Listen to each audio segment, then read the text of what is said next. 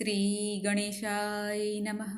મિત્રો, આપ જોઈ રહ્યા છો યુટ્યુબ મારી ચેનલ આવો સત્સંગમાં આપ સૌનું સ્વાગત છે.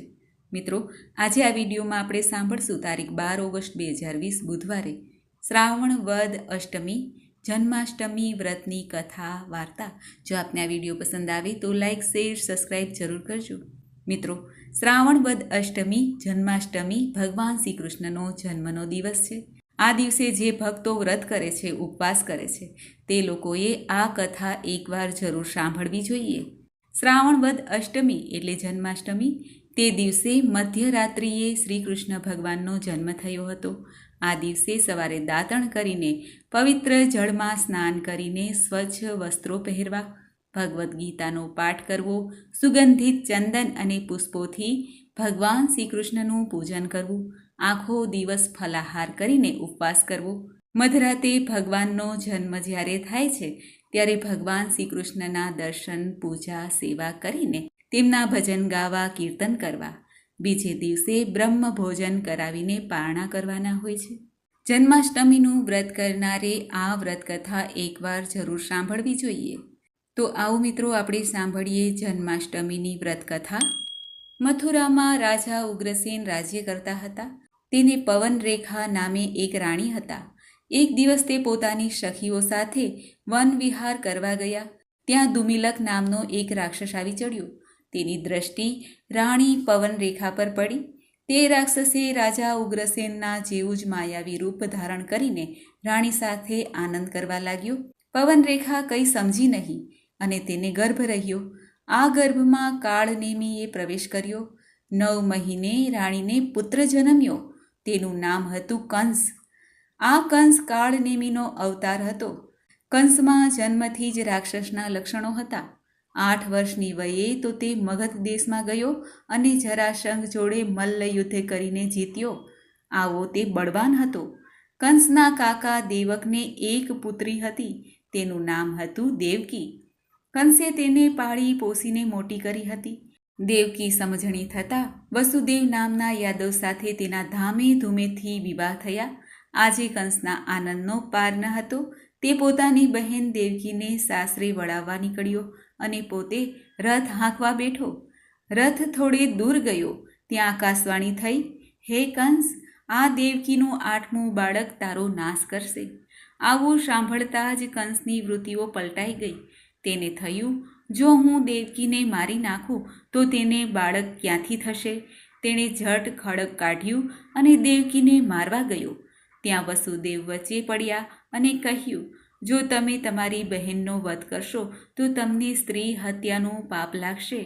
જો તમને દેવકીના બાળકનો ડર હોય તો હું તમને જેટલા દેવકીના બાળકો જન્મશે તે તમને આપતો જઈશ.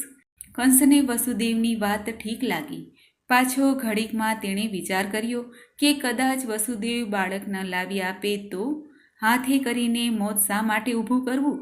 તેણે જલ્દીથી રથ પાછો મથુરા હંકારી મૂક્યો અને પોતાના બહેન બનેવીને કારાગૃહમાં પૂર્યા.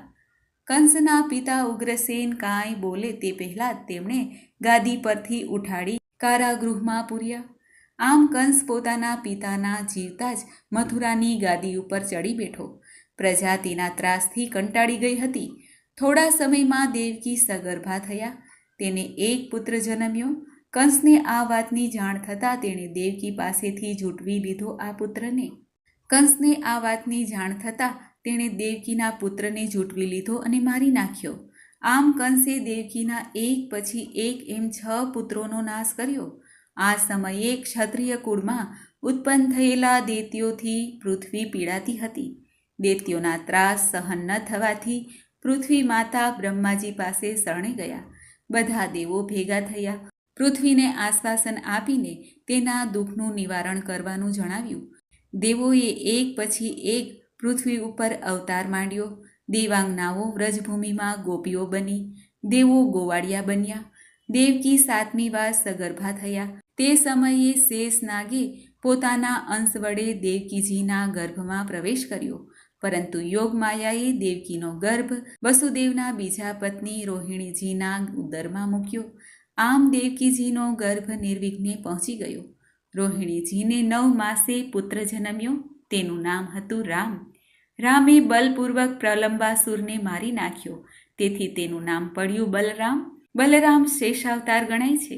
દેવકી માતા 8મી વાર સગર્ભા થયા. ગોકુળમાં નંદરાજ વસુદેવના પરમ મિત્ર હતા. તેને યશોદા નામે એક પત્ની હતી. તે પણ આ જ સમયે સગર્ભા હતા. તેના ગર્ભમાં યોગમાયાએ પ્રવેશ કર્યો. દેવકીજીને વસુદેવ કારાગૃહમાં હતા. કંસની ક્રૂરતાથી દેવકી થરથર ધ્રુજતા હતા. તે મનમાં ને મનમાં ગર્ભરક્ષા માટે પ્રભુને પ્રાર્થના કરતા હતા. વસુદેવ પણ ચિંતામાં હતા. તેવામાં શ્રાવણ મહિનાની અષ્ટમીની મધરાતે દેવકીને પુત્ર જન્મ્યો. પુત્ર જન્મતાની સાથે કારાગૃહમાં દિવ્ય પ્રકાશ ફેલાયો. પ્રકાશમાં વસુદેવ શંખ ચક્ર ગદા પદ્મ ધારણ કરેલા ભગવાન વિષ્ણુને જોયા. તે દેવકીજીના બાળકમાં સમાઈ ગયા. વસુદેવના હૃદયમાં હવે ધીરજ આવી. તેમણે જોયું કે કારાગૃહમાં લોખંડી બારણા ઉઘાડા થઈ રહ્યા છે. દીવાના પ્રકાશમાં ચોકીદાર પણ દ્રષ્ટિ કરી તો બધા ઘસઘસાટ ઊંઘતા હતા. વસુદેવે બાળક કૃષ્ણને છાબડીમાં મૂક્યા અને છાબડી માથે મૂકીને સાવધાનીપૂર્વક યમુનાજીના કાંઠે આવ્યા. તે સમયે યમુનાજીનું પાણી ઘૂઘવાટા લઈ રહ્યું હતું. આજે વસુદેવજીના શરીરમાં દેવી શક્તિનો સંચાર થઈ ગયો હતો. તેમણે ગમે તે સંકટનો પ્રતિકાર કરવાનો નિશ્ચય કરી લીધો હતો. સાહસપૂર્વક તેમણે નદીના પાણીમાં પગ મૂક્યો કે ઘૂઘવતી યમુનાજીના જળ શાંત બની ગયા. વસુદેવ બાળક કૃષ્ણને લઈને નંદરાજાને ઘેર ગયા. તે સમયે યશોદા માતાએ દીકરીને જન્મ આપ્યો હતો. વસુદેવ બાળક કૃષ્ણને ત્યાં મૂકી પેલી બાળકીને પોતાની સાથે લઈ કારાગૃહમાં આવ્યા. વસુદેવે એ દીકરીને દેવકીના ખોળામાં મૂકી અને બધી વાત કહી જણાવી. થોડી વારમાં તો કારાગૃહમાં બધા બારણા પાછા બીડાઈ ગયા. કંસને ખબર પડતા જ તે કારાગૃહમાં આવી પહોંચ્યો અને બાળકીને ઉપાડીને પથ્થર પર પછાડવા ગયો કે દીકરી તો અદૃશ્ય થઈ ગઈ અને જતા જતા બોલી, તારો કાળ તો અવતરી ચૂક્યો છે અને ગોકુળમાં ઉછરી રહ્યો છે. આ દેવવાણી સાંભળી કંસનો અજંપો વધી ગયો. તેણે કનૈયાને મારી નાખવા ગોકુળમાં પૂતના, બકાસુર, અઘાસુર, ધેનુકાસુર આદિને મોકલે છે. તે બધાનો કનૈયો નાશ કરે છે. કનૈયો ગોકુળમાં ઘણી બાળ લીલાઓ કરે છે. ગોપીઓને ત્યાંથી માખણ ચોરી લાવી પોતાના બાળ સખાઓને તે ખવડાવે છે. ગોપીઓ સાથે રાસ રમે છે. ઇન્દ્ર અને બ્રહ્માજીને પણ પોતે પરચા બતાવે છે. કનૈયો 5મા વર્ષમાં પ્રવેશતા રાક્ષસોના ત્રાસથી બચવા માટે વૃંદાવનમાં રહેવા જાય છે. ત્યાં તે ઘણા રાક્ષસોનો નાશ કરે છે. કંસે મોકલેલા ઘણા બધા રાક્ષસોનો નાશ થયો ત્યારે કંસની ચિંતા વધી ગઈ. છેવટે તેણે અક્રૂરજીને રથમાં લઈને કૃષ્ણને તેડવા મોકલ્યા. ગોપીઓની વિદાય થઈ. અક્રૂરજી સાથે ભગવાન શ્રી કૃષ્ણ મથુરામાં આવ્યા. ત્યાં કંસે છૂટા મૂકેલા કુવલયાપીડ હાથીને કૃષ્ણ અને બલરામ મારી નાખે છે. પછી ચાણૂર મુષ્ટિનો પણ નાશ કરે છે.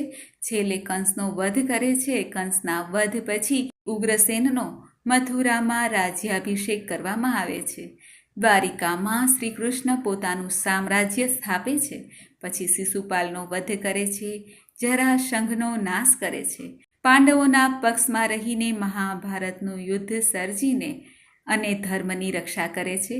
મહાભારતના યુદ્ધમાં જ્યારે અર્જુન નિરાશ થઈને યુદ્ધ લડવા માટે તૈયાર નથી થતા ત્યારે શ્રીમદ ભગવદ્ ગીતાના ઉપદેશ દ્વારા અર્જુનને હિંમત આપે છે. આ યુદ્ધમાં કૌરવો, પાંડવો અને અન્ય અનેક યોદ્ધાઓ નાશ થવા પામે છે. યાદવોને પણ અંદરો અંદર લડાવીને શ્રીકૃષ્ણ પોતે પારધીના હાથે મૃત્યુ વહોરી લે છે. આમ ભગવાન શ્રીકૃષ્ણ વિષ્ણુજીના 8મા અવતાર હતા અને તેમણે જન્મ પણ 8મના દિવસે થયો હતો. આથી આ દિવસને જન્માષ્ટમીના નામે ઓળખાય છે. જન્માષ્ટમીનું વ્રત સુખ, સમૃદ્ધિ, સંતતિ, સંપત્તિ આપનારું છે. આ વ્રત પ્રથમ રાજા યુધિષ્ઠિરે કર્યું હતું. તેના પ્રભાવે તેઓ ગયેલો વૈભવ પાછો મેળવી શક્યા હતા. બોલો ભગવાન બાલ ગોપાલ કૃષ્ણલાલજીની જય. તો મિત્રો, આપણે સાંભળ્યું જન્માષ્ટમીની વ્રત કથા. જો આપને આ વિડીયો પસંદ આવે તો લાઈક, શેર, સબસ્ક્રાઈબ જરૂર કરજો. મિત્રો, શ્રીહરિ ભગવાનના કોઈ પણ વ્રત, નિયમ, ઉપાસના કરવાથી ભક્તોને શુભ ફળની પ્રાપ્તિ થાય છે. જેમ કે એકાદશીનું વ્રત. એકાદશીનું વ્રત કરવાથી આપણા સર્વે પાપો નષ્ટ થાય છે, સુખ સમૃદ્ધિ શાંતિ પ્રાપ્ત થાય છે, ભુક્તિ અને મુક્તિ પ્રાપ્ત થાય છે. એમ આ જન્માષ્ટમીનું વ્રત સૌ પ્રથમ યુધિષ્ઠિરે કરેલું હતું અને તેનો ગયેલો વૈભવ તેણે પાછો મેળવ્યો હતો. એવું આ જન્માષ્ટમીનું વ્રત સુખ સમૃદ્ધિ સંતતિ શાંતિ આપનારું વ્રત છે. ભગવાન શ્રી કૃષ્ણની કથા કહેનાર, સાંભળનાર, કરનાર સર્વનું કલ્યાણ થાય છે. મિત્રો, મને આશા છે કે આપને આ વિડીયો જરૂર પસંદ આવ્યો હશે. મને સાંભળવા માટે ધન્યવાદ. આપ સૌને જય શ્રી કૃષ્ણ.